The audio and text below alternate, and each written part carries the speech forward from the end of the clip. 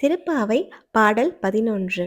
கற்றுக்கரவை கணங்கள் பல கரந்து செற்றார் திரளழியச் சென்று செருகச் செய்யும் குற்றமொன்றில்லாத கோவலர் தம் பொற்கொடியே புற்றரவு அல்குல் புனமயிலே போதராய் சுற்றத்துத் தோழிமார் எல்லோரும் வந்து நின் முன்றம் புகுந்து முகில்வண்ணன் போர்பாடச் சிற்றாதே பேசாதே செல்வப் பெண்டாட்டி நீ எற்றுக்கு உறங்கும் பொருளேலோர் எம்பாவாய்.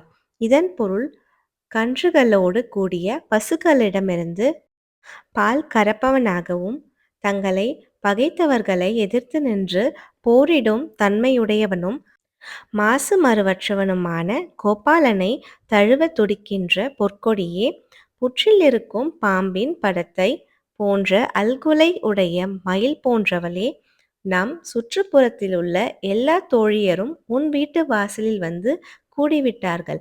அவர்கள் மேகவண்ணனாகிய கண்ணனைப் புகழ்ந்து பாடிக்கொண்டிருக்கிறார்கள்.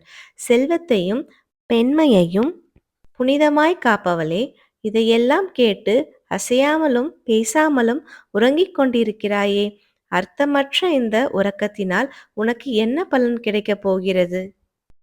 நேரம் ஓடிக்கொண்டே இருக்கிறது. தோழியோ எழுந்து வந்தபாடில்லை.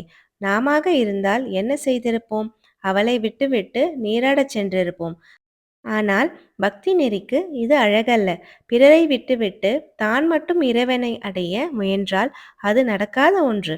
எல்லோருமாய் இறைவனை நாட வேண்டும். அவன் புகழ் பேச வேண்டும்.